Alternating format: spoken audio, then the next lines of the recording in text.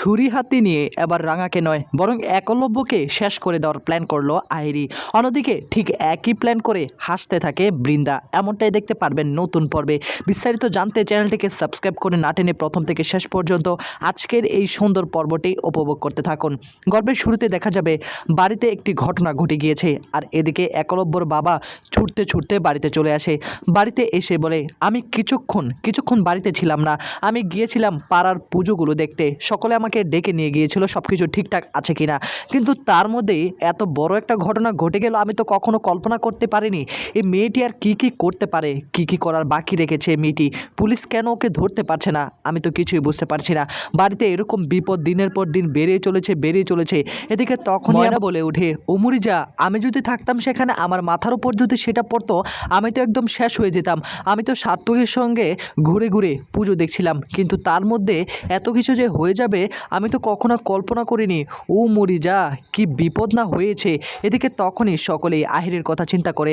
দেখতে পেলে তো আহিরি কত বড় একটা নিমুখারাম ও কত অন্যায় কাজ করতে পারে, ওকে পুলিশ এখনও ধরতে পারছে না। এদিকে সকলে আবার সিদ্ধান্ত নেয় যাতে রাঙামতি কোনোভাবেই পুজোর অনুষ্ঠানে না যায়। আসলে রাঙামতির বিরুদ্ধেই তো এত কিছু হচ্ছে।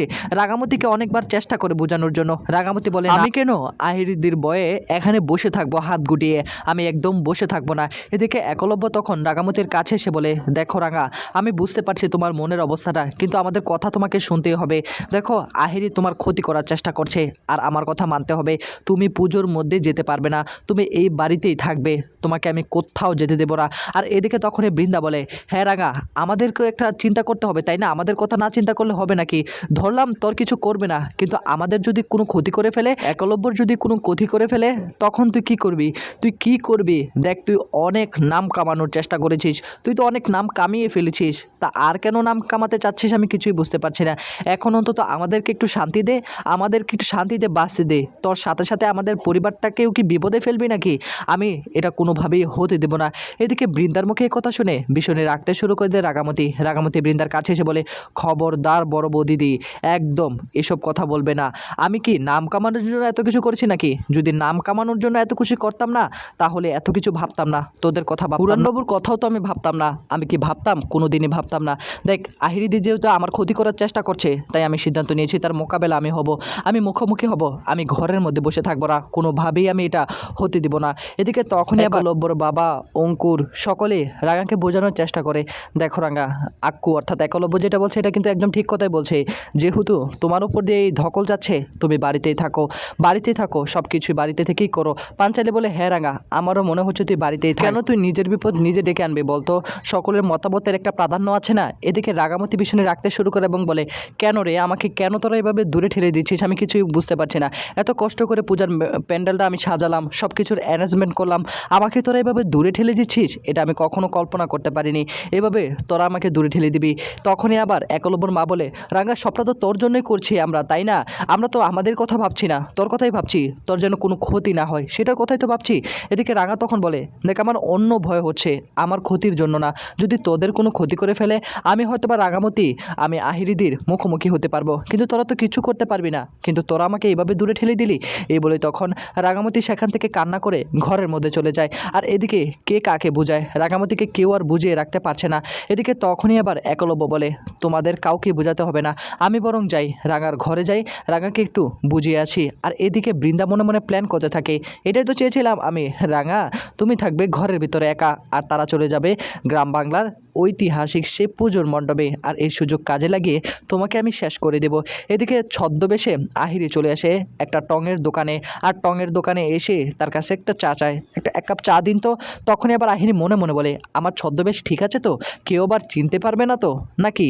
এ বলে তখন নিজে নিজে কথা বলতে থাকে। অন্যদিকে পুলিশও তো চারদিকে তন্ন করে খোঁজার চেষ্টা করে, আহিরি কোথায় আছে, এই মেয়েটিকে আমাদের যে করে হোক ধরতে হবে। সেখানেই বসেছিল আহিরিকে পুলিশ অফিসার দেখতে পায়নি, মোবাইলে ছবি দেখিয়ে সকলের নিকট সেই ছবিটা দেখাতে শুরু করে। আপনারা কি দেখেছেন? আহিরি ভয় পেতে থাকে এখন যদি ধরা পড়ে যায়, কিন্তু এর আগে পুলিশের ফোনে একটা ফোন আসে, সেখান থেকে পুলিশ চলে যায়। আহিরি তখন আরও রেগে যায় এবং বলে, আমার টার্গেট এখন অন্য টার্গেট।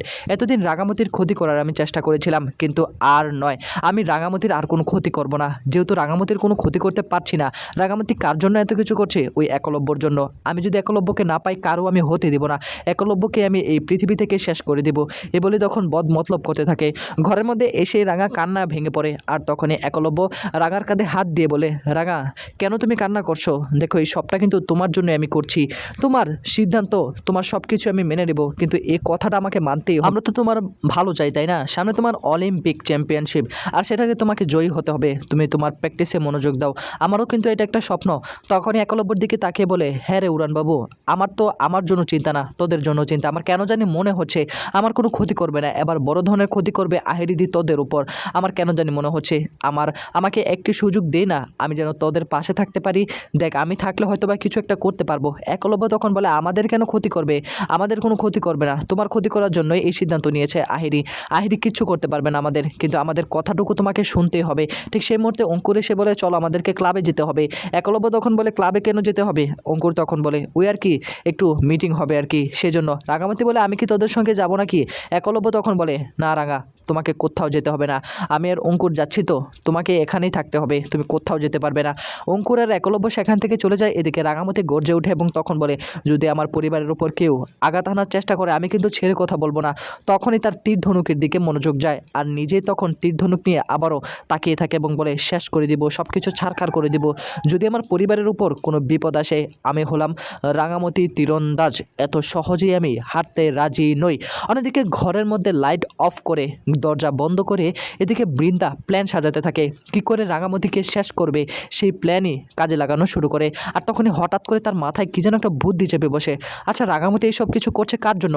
একলব্যর জন্য। তার মানে 2 2 4 হয়ে গেল না?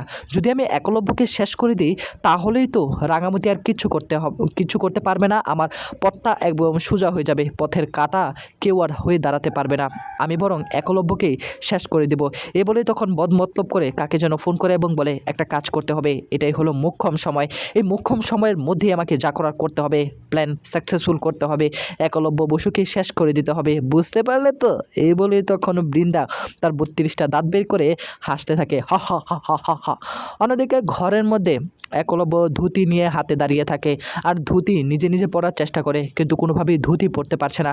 বারবার তখন রাঙামতির কথা চিন্তা করে, রাঙামতি যদি এসে একটু পরিয়ে দিত, একটু দেখিয়ে দিত, আমার জন্য কত ভালো হতো। এই ধুতি তো আমি পরতে পারছি না। এদিকে শাড়ি পরে রাঙামতি একলব্যর ঘরে এসে বলে, উড়ানবাবু, সবাই তো অপেক্ষা করছে, তুই এখনও এখানে বসে রয়েছিস, আমি তো কিছুই বুঝতে পারছি না। আর তখনই রাঙামতির দিকে তাকিয়ে থাকে একলব্য। রাঙামতিকে খুব সুন্দর লাগছে। একলব্য বসে থাকলে আর তখনই উঠে দাঁড়ায় এবং বলে, দেখতে পেলেন আমার ধুতির কি অবস্থা? অন্যদিকে দেখা যাবে যে বৃন্দা তার লোকের অপেক্ষা করতে থাকে। কোথায় গেল লোকটা? এখনও তো আসার কোনো নাম নেই। হঠাৎ করে ছদ্মবেশী এক বড় লোক আসে, আর তখনই বৃন্দাকে বৌদি বলে সম্বোধন করে। আর তখনই বৃন্দা বলে, কি বৌদি বলছো কাকে?